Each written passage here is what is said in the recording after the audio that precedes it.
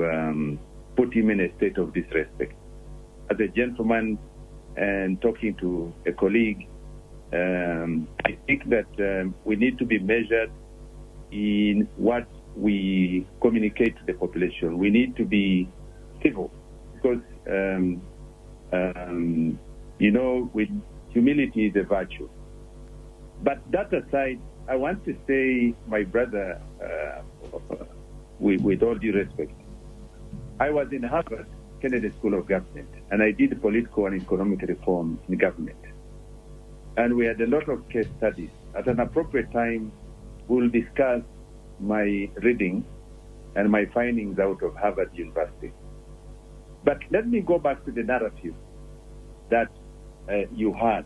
And I raised a question and say that NUP won 61 seats in Parliament of Uganda. FDC has won 32 seats in the Parliament of Uganda. UPC has won 9 seats in the Parliament of Uganda.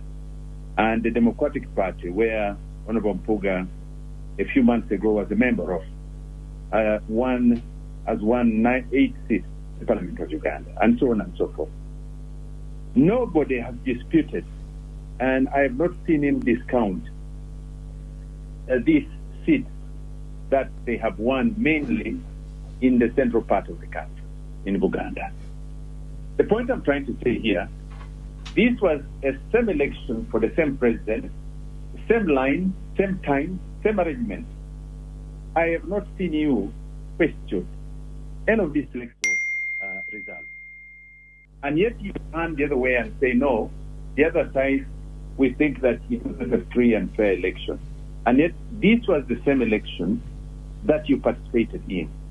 I would be extremely, I would be humbled if they, the 61 of NUP, who do not believe in it, who do not believe in this election, I would be humbled if they stepped aside from being members of parliament in the parliament to be sworn in May this year. I would be extremely humbled to say, because of the elections which were not free and fair, we members of NUP 61 have chosen not to participate in the next parliamentary debate and will not be part of it and will not accept to be sworn in. I challenge them, and I would shudder to see any of that action being taken. That notwithstanding, I want to say no political party has a monopoly of ideas. And that's why you find that all these ideological lines that we pursue, like for us, we have patriotism, we have Pan-Africanism, we have socio-economic transformation, we have democracy as the 4 key tenets of our political ideals. That's what we call the ideology of the national resistance movement. The point I'm trying to say is that for us, and I want really to urge my brother who has participated in the oversight function in the parliament. He has been one of the excellent members of parliament I've known on the floor of parliament, very well studied. And I think it is important for us, as we mature in this democratic process, to start respecting institutions that we build. It is not long ago when the same party, NUP, was in courts of law, and somebody was challenging the legality and the process of that legality in courts of law. The same court that you dispute, that you don't have faith in now, is the same court that pronounced and said, no, NUP is a legal entity. The process that was adjudicated or that was processed on was a free and fair one. It was transparent. That was the same court that you say today you do not believe in. I also want to say that to respect the process is maturity. We need to mature and not be pedestrian in our argument. I think at this stage we need to ensure that we raise the bar higher. Once we raise the bar for this country, I want to say that those who will come after us, the young people who look onto you, Mathias Mpuga, and look onto me, in this debate will say, no, I want to be like Mathias Mpuga. I want to be like Mike Mukula. And that should not be discounted because we are the beacon of hope for this country. Now, all that said and done, I want to respond to the question. My brother said that I went into Teso and I was able to persuade the population and my people on that side. You bribed. He says actually you bribed the Nup people. No. He said that one of the callers said, Chris said that I was able to go in and persuade the people of Teso who were taking the tribal line. I rejected that position as a patriot, as a nationalist. I said, no, leadership should not be based on the element of tribalism. I rejected that position, first as a Republican, two, as a patriot. Because I think that if it was pursuing and we're electing or putting together a more the cultural head of the IPESO, I would have supported my brother Amuriat. But leadership in this country is a very, very serious matter.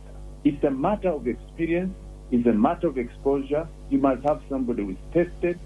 The National Resistance Movement has been in power for 34 years, but the National Resistance Movement has spent 32 years to reestablish law and order and to bring peace and stability to this country.